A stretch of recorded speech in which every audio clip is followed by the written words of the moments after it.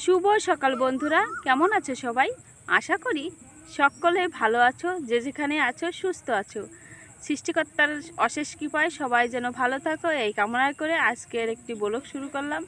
Blog মানে কি, তোমাদের মাঝে একটা কথা শেয়ার করতে আসলাম। কথাটি হচ্ছে কি, তোমাদের মাঝে শেয়ার না করলে হয়তো আমার ভালো লাগে না, কারণ আমার সেরকম মানে বলার মতন কেউ নেই। তা তো তোমরা জানোই আমি খুব একা, আমার বলার মতন মানে সাপোর্ট করার মতন কেউ নেই।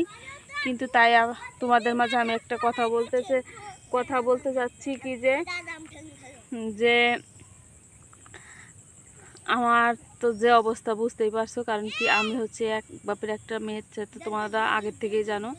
কিন্তু যে জায়গায় বিয়ে দিয়েছিল, মানে ভালোবাসা করে বিয়ে করেছিলাম, সে হচ্ছে এমনটাই এখন পরিস্থিতি তার বলে বোঝাতে পারছি না। মানে সে এখন বর্তমানে কি বলবো, কাউকে দোষ দেওয়া যাবে না, কারণ বোনেদের মায়েদের কথা কোনো দোষ দেওয়া যাবে না। দোষ দেওয়াটাই কিন্তু ভালো না, কারণ কাউকে দোষ দেওয়া ভালো না। দোষ হলো আমার কপালের, এটাই ঠিক।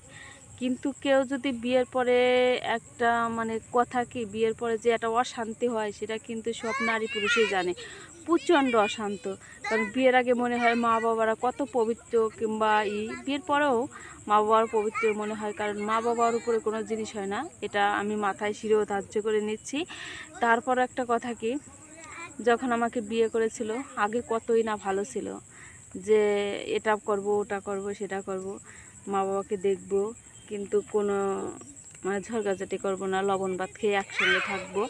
কিন্তু এই প্রতিশ্রুতি করেই কিন্তু আমাকে বিয়ে করেছিল। কিন্তু এমন এখন পরিস্থিতি, সে এখন মানে তার মা বোনের কথা শুনে এখন তো আমাদের বাড়িতে থাকতেই চাচ্ছে না। তারপরে যে একতে মা বাবার কাছেও বলছে যে আমি থাইকে থেকে বিয়েটা করব, মানে থাকবো এখানেই, আমাদের বাড়িতে থাকার কথাটা বলে ও বিয়ে করেছে। কিন্তু যে এখন সে মার কথা একদমই সহ্য করতে পারে না, আমার মাও ওর কথা সহ্য করতে পারে না। মানে আমি যে কি একটা পরিস্থিতির ভিতরে আছি বন্ধুরা, সেটা তো তোমাদের মাঝে বলে বোঝাতে পারবো না। তোমরা হয়তো বলতে পারো নাটক এটা সেটা, কিন্তু কিছু বলার কিছু নাই, কারণ একজন সৃষ্টিকর্তা আছেন, তিনি সব জানেন। মিথ্যা বলাটা হচ্ছে সবচেয়ে বড় অপরাধ। তাই আমি মিথ্যা বলে তোমাদের কাছে ভিউ চাচ্ছি না। কারণ তোমাদের ইচ্ছা হয় তোমরা লাইক কমেন্ট করো, আর যদি না ইচ্ছা হয় তাহলে তো করবে না। মোট কথা কি বাবুসোনাকে নিয়ে আসছে, তো বাবুসোনা দেখো দৌড়ি করতেছে, কথাও বলতে ঠিক মতো পারতেছে না। মোট কথা কি, এখন মানে ও আর এখানে রাখতে চায় না। আর এদিকে মা হচ্ছে হাই প্রেশার রোগ, মাও মনে করলে এখন ও থাকে না দেখে অশান্তি, ও থাকতে চাবে না। কে এত মানে টুকটাক যায় আছে, এগুলো তো রক্ষা করে খেতে হবে, তাহলে ও আগের থেকে বলে নাই কে। আর ওখানে শুধু ওর একটা বুড়ো মা আছে, মাটা নিয়ে হচ্ছে আমাদের এখানেই থাকার কথা। কিন্তু ও এখন মা তো হচ্ছে অমাথ হয়ে গেছে, আর হচ্ছে বোনরাও আসতে দিতে চাচ্ছে না। তাহলে আমি এখন কি করব বলো বন্ধুরা? আমার মাঝে একটু করো, তোমরা শেয়ার করো, যে কমেন্ট করে বলো যে আমি কি করব, কি করার আছে। আমার কিছু করার আছে, কারণ একতে মা, একতে হচ্ছে স্বামী। তাই মানে জামাই শাশুড়ি যে এই অবস্থা করবে আমি কোনোদিনও ভাবিনি। যদি ভাবতাম যে এরকম করবে, তাহলে হয়তো আমি কখনোই বিয়ে করতাম না, আর ওর কথায় কোনোদিন রাজি হতাম না। এমন পরিস্থিতি হচ্ছে, কারণ কি মানে এমন পরিস্থিতি এখন জামাই শাশুড়ি মানে ব্যবস্থা করে নিছে, মানে আমার কোনো মরা ছাড়া গতি নেই, বুঝছেন? এদিকে মা, আমি যদি এখন মাকে ছেড়ে চলে যাই, কিন্তু সৃষ্টিকর্তার কাছে জন্মের পরের থেকে বলছি, মা আমি তোমাকে ছেড়ে কোথাও যাব না, আমি যদি খাবো না না খাবো, তুমি কান্নাকাটি করো না। কিন্তু ওদিকে আবার হচ্ছে তারপর হচ্ছে স্বামী, এটা আমি কি করব বলো? আমার আর এখন জামাই শাশুড়িতে যে অবস্থা করছে, আমার মরা ছাড়া কোনো গতি নেই। আমার মনে হয় আমার কোন সময় যে সুসাইড করতে হবে বন্ধুরা, সেটা আমি বলে বোঝাতে পারছি না তোমাদেরকে। সব সময় মানে মনের ভিতরে একটা অশান্তি। আর বিয়ের আগে মানুষে বোঝা যায় কত শান্তি, কিন্তু বিয়ের পরেটাই বোঝা যায় যে বিয়ের পরে যে কত দিক দিয়ে আসে, শুধু যে ছেলে মেয়ে বিয়ে করেছে সেই বোঝে। একতে ধরো যে ছেলে, সে বিয়ে করলে হয়তো বউয়ের জ্বালা, মার জ্বালা, মা বউ মিশবে না। আর যখন মেয়ের জ্বালায়, তখন দেখা যায় আমি বাড়িতে থাকলে হয়তো জামাই শাশুড়ি মেশে না, এটাই বেশিরভাগ হয়। যেই আর যারা অন্যরকম আছে সেটা তো তাদের কপাল ভালো, কিন্তু আমার তো সেই কপাল না।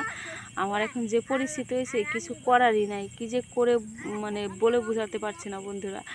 মানে আমার মনে হয় এখন মরা ছাড়ার গতি নেই, কখন যে কি হয়ে যায় তা বলা যায় না।